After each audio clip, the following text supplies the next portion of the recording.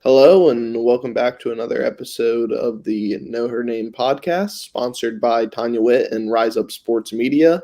I'm your host, Grant Grubbs, along with my co-host here, women's basketball specialist in the state of Kentucky, Alex White. We're glad you guys can join us, and we got a lot to talk about. Yeah, so I guess to get things started, we did just have the women's SEC tournament in Greensboro. Grant, I think you got to go up there to that.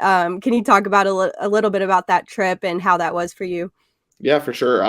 Well, to start, it was longer than I expected it to be. I thought it might have been a 24-hour turnaround there. So got to stay a few nights, which was awesome, of course, there in Greensville, South Carolina. That first game was, I think it was March 1st, actually, but it was against Florida. And we actually came out and upset them. It was in the first four. We were the 14 seed. Florida was the 11 seed, and we beat them 72-57. Yeah, just starting off with that game, I definitely thought that we had potential to win that since it was obviously one of our two SEC wins going into the tournament. But I was very impressed with kind of how they handled a lot of adversity in that game. Obviously, we had a little bit of a fight to start off that game. Yeah. Obviously, being there and up close, what was that like in that environment whenever that happened? It sounds bad, but I couldn't stop laughing because I think I was just in shock. I was like, what is going on? Yeah, I mean, it just seemed so out of nowhere, and every reporter on the sideline was confused. I think when she threw the ball, we were like, oh man. And then by the time she's charging Aja Petty from behind, everybody was kind of freaking out. But it was entertaining. I don't think for something like that, especially on Kentucky side, I think we had 4 or 5 players get ejected from the game for leaving the bench, when in reality they were just trying to not get knocked over by the bowling ball on Florida coming through. But it definitely added some excitement to the game. Yeah, I agree with you there. I mean, I get having the rule that they can't get onto the floor during something like that, but I feel like that should be more so if they're getting on the floor to try to get themselves involved in it, rather than them stepping on the floor to try to get away from the fight. I thought that was a little crazy. And at that point, Maddie was already hurt, and we didn't know what her status was for the rest of that game. So then losing those subs, I mean, that was big, and I was kind of worried because our bench was so short at that point. In a crazy way, it kind of turned out good for Kentucky, because Maddie went out either early second quarter, late first quarter with injury, and she probably wouldn't have been out all half and maybe even some of the third if it wasn't for that 20-minute break because of the fight. So she got to come in and pretty much finish out a lot of the first half, and she was massive in the game. Exactly, yeah. And then moving on the very next night, that Kentucky takes on 6th seed Alabama, and then once again beats them in convincing fashion, 71-58, which was even more impressive than their first win. Yeah, I agree. I mean, I definitely thought the Florida game that we could definitely get past that was a winnable game. But Alabama, I knew was going to be a lot harder, especially obviously coming into that already playing a game, and they hadn't. So I was kind of worried about that one. I mean, we played them close at home back in February, but obviously a whole different ball game this time around. Yeah, I was nervous as well. I know I still had faith that Kentucky could pull it out because, like you said, they had played them close. I think they lost by 7 during the regular season to Alabama. And they hadn't played very well. So knowing that if they could just stop Alabama's 3-point shooting, they might be okay. And that kind of ended up being what happened. Yeah, absolutely. And I mean, how big was Jada Walker? I mean, and all throughout the tournament, but in that game especially, I mean, she put the team on her back. That was kind of the Jada Walker that I think fans, and I know me as well, were looking for the whole season. She was just aggressive, and she played with confidence, played like a leader. She wasn't deferring to Robin Benton or Maddie Shear. Now with the news that Jada Walker will be transferring out of Kentucky, it hurts all the more because I think she finished with 24 points, shot like 11 of 16 from the field. I mean, she was phenomenal. and it already had me thinking about next season, and now she'll be gone. Yeah, I think especially because I felt like the way that Robin kind of struggled, it was a little bit of seeing like a hint into how much she could take over next season. And so, yeah, it definitely hurts big time knowing now that we will not have her putting on that Kentucky uniform next year. And then moving on to Kentucky's final game, their loss to Tennessee, which was the 3 seed in the tournament. They fell 80-71 to Tennessee. It was about what I expected. And honestly, Kentucky was right there pretty much the whole entire game. Yeah, they were. And I mean, we were hitting our threes. It was like, I mean, I felt like we did all that we possibly could in that one. I'm like you, it was how I expected it to go. But I think that they certainly showed a ton of fight in that game. Oh, absolutely. I mean, Tennessee had beat Kentucky that same week. They hadn't even had a week in between the games. Tennessee had played them on Sunday and beat them, and then they were playing again on Friday in the SEC tournament. A 5-day turnaround. I mean, it's hard to make that much change in between, but Kentucky was right there. Yeah. I think really the turning point in the game was in that third quarter when Asia Petty, whether it was accidental or not, raked her fingers through that girl's hair. I mean, it gave Tennessee 2 free throws to get up 6 and the ball. And from there, it just kind of felt like momentum was going their way. Yeah, that was definitely the momentum shift in that game. I feel the same way about that. But yeah, I mean, we were knocking down big threes. We were doing what we could, but it just, I mean, Tennessee also hadn't, was that their first game of the tournament, I believe? It was their first game of the tournament. And we had already played the 2 days before that. Yeah, so 48 hours. Yeah, that's a lot, especially like you said. I mean, we played them 5 days before that. So I mean, that's a lot for 1 week.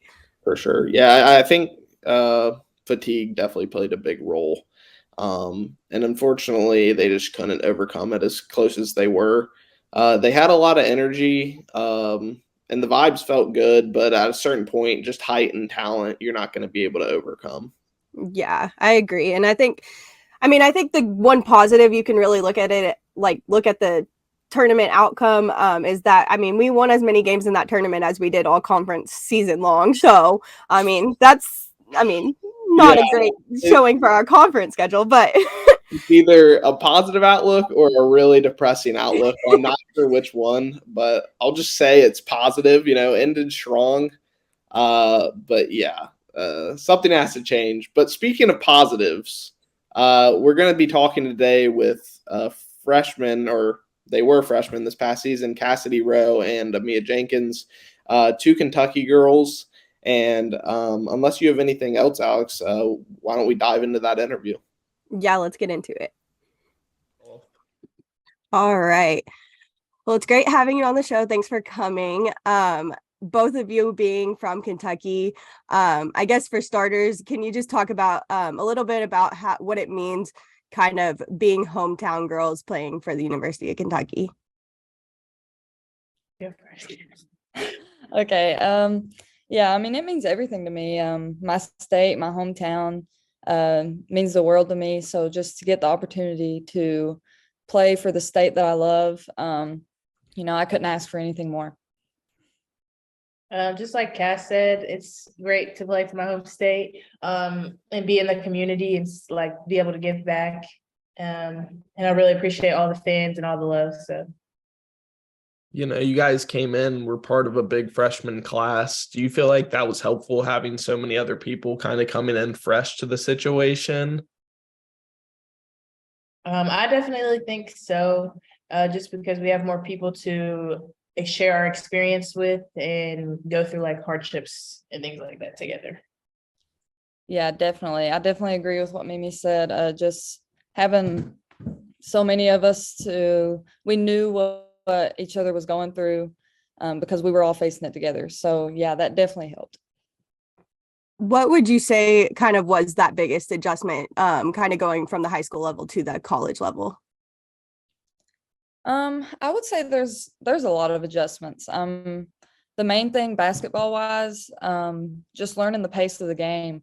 I mean, it's so different from high school. I mean, you're playing on a bigger court with, longer athletic girls. And yeah, that's definitely a big adjustment.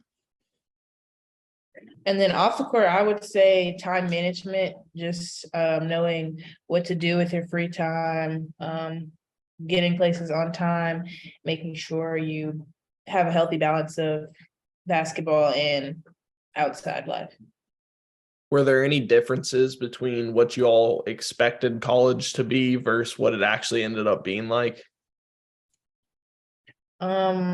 Yes, for me, I thought it was gonna be easier than it was. Like, I know people say college is hard, but I'm just like, okay, like it can't be that hard. But I mean, definitely was hard first year, but I mean, we got through it, so that's all we can ask for.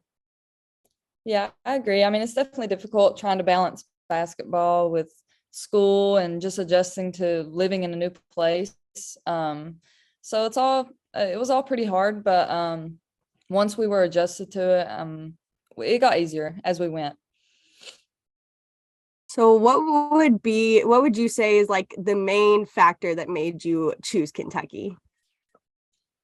Personally, for me, I knew I didn't want to go far from home because, I'm really close with my family and my community, and just getting the chance to go home when I could, that was big for me. And when I toured the campus at UK, met the coaches, they were just they welcomed me in like family, treated me as if I was already on the team, and they were super loyal to me, which is a big thing.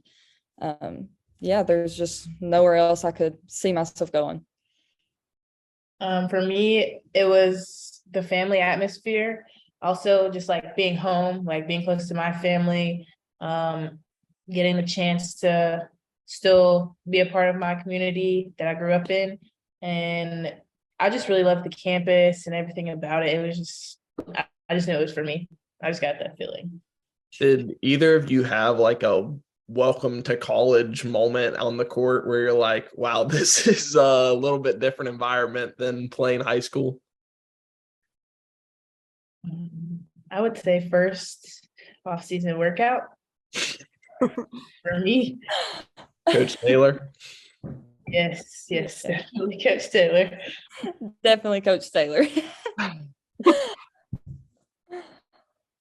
So kind of thinking back to high school, Amiya, you obviously got a chance to play in something that was just happened in Lexington at Rupp Arena, made it really far last year. What was that feeling like? Just that experience overall? I enjoyed it a lot, actually, especially getting to play 3 out of the 4 years of high school. It was a great experience just because we all got to play on a college floor in front of more people than we probably played in front of ever. And just like playing for like a big title like that, it was really fun and like, I don't know, it's like just really competitive and a good experience. So. Going from high school to college, obviously one of the biggest differences is the coach, and you've seen Elzy as a recruiter, as a coach. Can you guys just give us a little bit of a behind the scenes as what she's like in those practices and locker room? Yeah, so Elzy, she's pretty much, she tells you how it is when you're on the trip, when you're on the visits. Like, she's not afraid to tell you that like she's not fake in her practices. You go to watch their practices as a recruit. What you see is what you get. And I love that Elzy, she cares for us as a person before she asks about how we are as an athlete. Like she will check up on us, message us about how our lives are going, how school going, before she even talks about basketball. And that's a big thing for us because basketball is so much of our lives. And just to have that little escape with her, it's really nice to have. Yeah, she's basically like your mom away from home. She's not afraid to tell you how it is. Like Cass said, she's honest with you. She keeps it 100% every time. So one thing we've kind of heard that she's big on is these team building activities, getting you all closer and more like a family environment. Do you all feel like those definitely help contribute to the environment around the team? I would say so, yes. Yeah, I agree. I mean, she had us going to that rage room where we were all breaking stuff. Like, that was the first time any of us had really experienced that. And just to experience that together, I feel like stuff like that really brings us closer. Yeah, there was moments in that SEC special that were a little scary in the rage room, specifically with Zanaya. I was like, I don't know where this is coming sure. from. I'm a roommate, so I was like, Yeah, you're gonna have to sleep with one eye open after that. yeah, that's definitely okay. Alex, unless you have any others, I have some quick hitters before we go. Okay, just one more for Cassidy, because I know we just had the Rise Up Sports Awards, and obviously they have one named after you, just because of all the adversity you overcame and how you came back from that. What's it mean to have that award honoring some of these high school athletes? I think it's amazing. Like, it seems unreal to have an award named after you. But yeah, Tanya Witt does an amazing job running Rise Up Sports, and I'm really honored to be a part of that. And yeah, it just shows that everything I went through, like, now people can look back on it and, you know, be honored for something that they went through. And it's just, yeah, it's really amazing. All right. Well, before you all go, typically we kind of do some quick hitters here that are just more of like a fun type thing. I don't know if one of you all want to just go first every time, the other one goes second. That's fine. We've never done it with two people before, but it's only 4 or 5 questions. So to start, who was the toughest player to guard in practice from last year's team? I would say Jada, just because she's so quick. Mm-hmm. And she's really like, she hustles all the time, so it's a workout for sure. Yeah, I agree. Jada Walker was the toughest to guard. Okay. Who was the funniest player on the team? They've got a lot of funny people. It has to be between Naya and Z. Okay. Yeah, I would say Addie too. She kept me laughing all the time. I know you guys have only been in Lexington for 1 year, but have you guys kind of figured out some favorite places to eat yet, or a favorite place? Okay.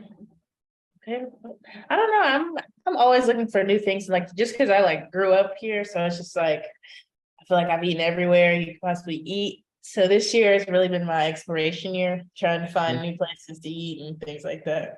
Okay. I would say First Watch is my favorite restaurant. I love their breakfast. Nice. And who was kind of the quote unquote mom on the team? Blair. For sure. That seems to be the constant theme on that question. Amiya, before we go, I think are you wearing a NIL, like a merch shirt there? Oh yeah, it's my merch. Okay, nice. Yeah. How's that been kind of a different experience for you all with NIL and just adjusting to that?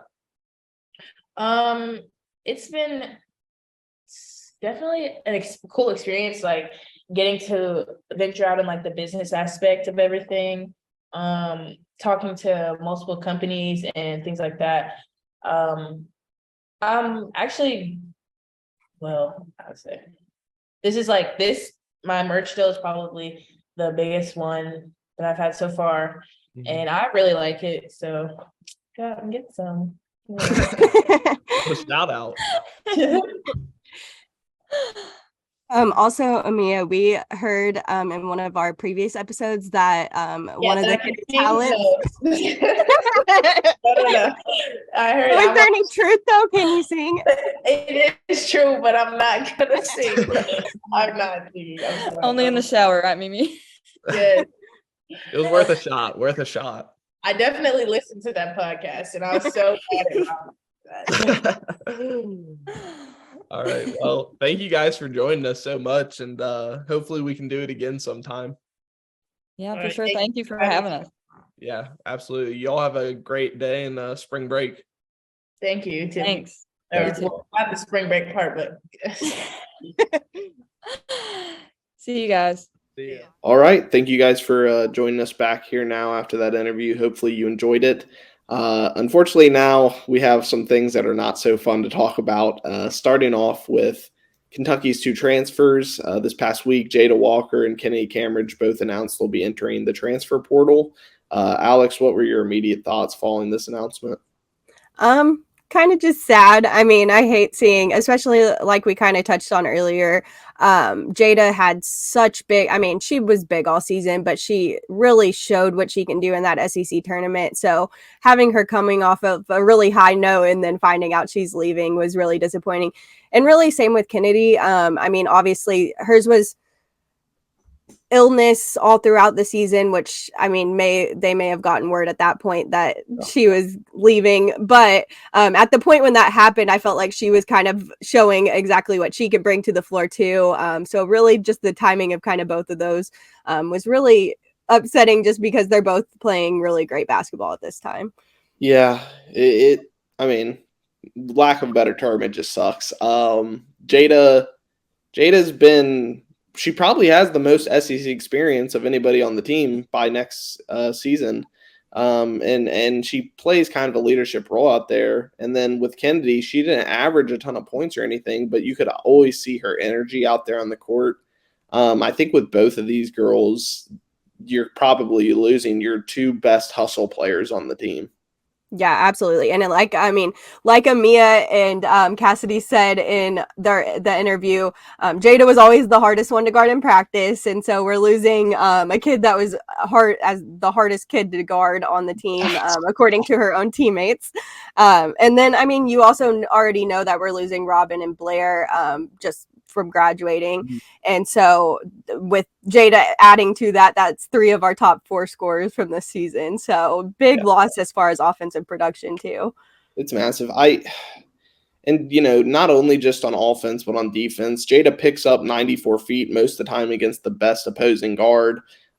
Kenny Cambridge is kind of the person to guard them when Jada comes out.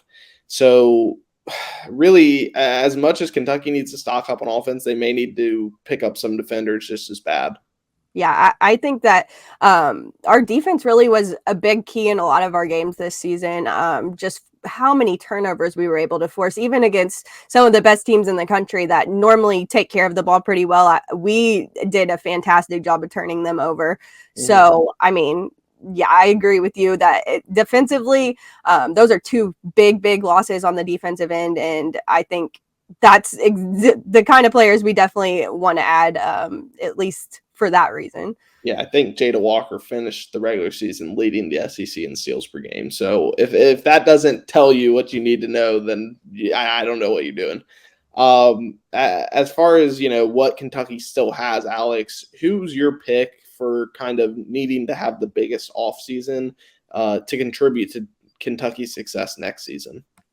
Well, I'd say Maddie's going to be obviously the key returner, just because even this year, despite playing a point guard, she was our leading rebounder, leader in blocks, second most in steals behind Jada. So, I mean, you obviously want her to continue to kind of take over the way that she did at the end of the season towards the second half of the season. You want her, but as far as players as that development goes, I think Amiya Jenkins is one of the key players for that, just because she showed glimpses of how special she can be and how much she can contribute. If she has a big off season, I could see her being a huge contributor next season. Yeah, she had some great minutes in the SEC tournament. Along with her, she's not a freshman, but if Anaya Russell decides to return, she really showed glimpses of greatness in the SEC tournament. I think it was against Alabama. She drained back-to-back threes in the fourth quarter, maybe scored 10 fourth quarter points overall. I mean, everybody on the team talked about how talented she was. So just seeing that she can actually do it in game gets me really excited for what she's capable of next season. Yeah, absolutely. I completely agree with that too, because I mean, she's just so athletic and can bring so much. I think it kind of seemed like her confidence at times and then kind of her urgency at times were two of the things that were kind of keeping her off the floor. But I mean, those are definitely things that you can work on in the off season. So hopefully if she can come back and have a big off season, I mean, she could be like a really, really good player in the SEC next year. Yeah, well, with transfers exiting and only one freshman coming in, Kentucky's going to have to hit the transfer portal hard. Right now, it's still super early. The tournament is still going on, so there's limited options. But what do you think, as far as position-wise, Kentucky needs to target in that transfer portal? I would say definitely a big, like a really solid big, a tall big. Obviously, our post Just defense, a ginormous big. yes, as big as you could get. If you Yeah. see 6'6" in the portal, let's just go after her. Yeah. But yeah, I think the big thing is that. But I mean, the good news is, if anybody watches the team this year and they see Maddie Shear and how well she distributes the ball, I feel like there's a lot of players that are going to want to come play with somebody like that.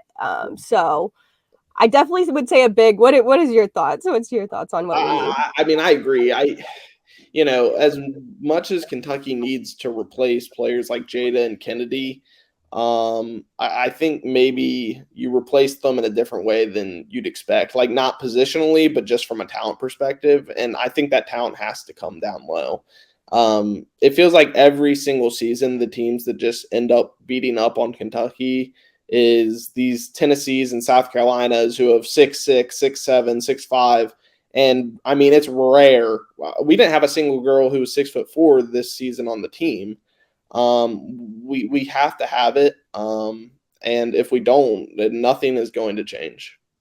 Yeah, and like you said, I mean, a lot of those teams that you mentioned are playing in the tournament, so we probably won't see many enter the portal until after they get beat out of the tournament. But I mean, if we can get some from some of those top schools that already know the expectations, I guess, of playing at this level, that can only help us as well.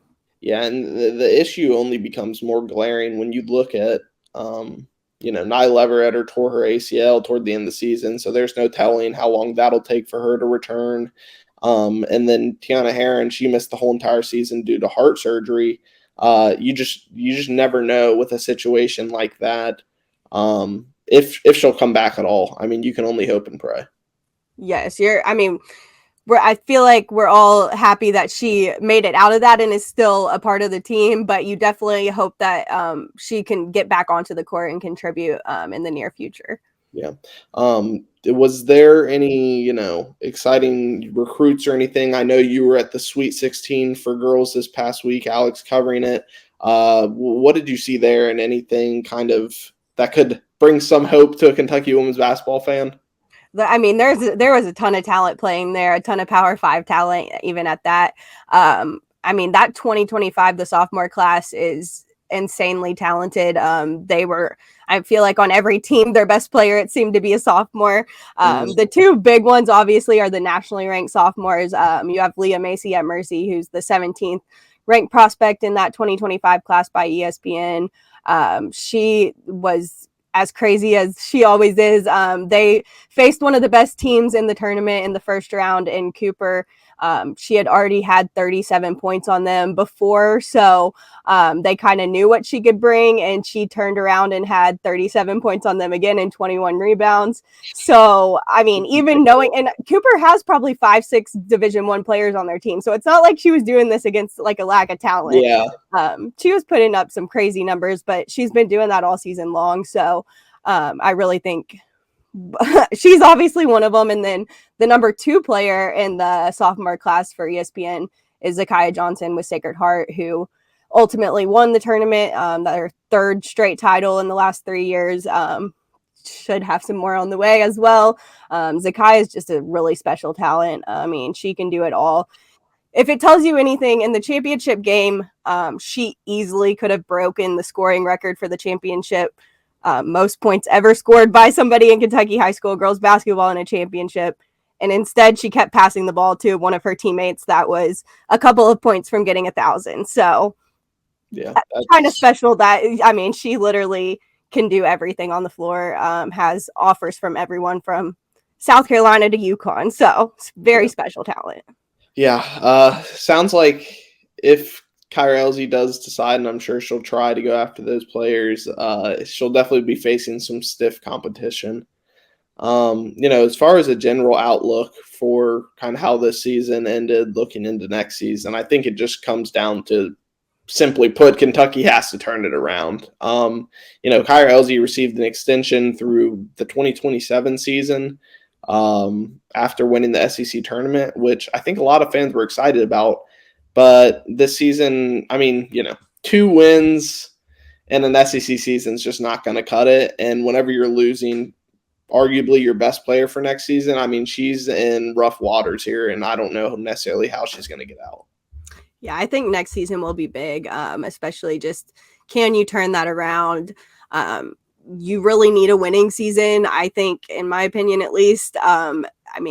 I don't know what that means because obviously the SEC is always going to be talented. So I don't know how many wins that is, but I think you still need to be above 500 at the very minimum come next season. So despite how much we'll have to play, I think that we still have to come up with the wins. I don't know how they'll do it. I don't know where the talent is going to come from, but they have to figure something out. And I think they've shown that if they have the right mindset and energy, they can be successful. In the SEC tournament, they just all of a sudden decide to flip the switch where we can do this, which doesn't make sense, but at least it shows they have the potential. Now they just have to make it a consistent thing during the season. Yeah, I definitely agree. Especially some of our best games this season, honestly, were against some of the best teams in the country. We gave some of, like South Carolina, we gave them some of their best competition. We showed we can do it. We have the talent. So it's a matter of what can we produce on the floor.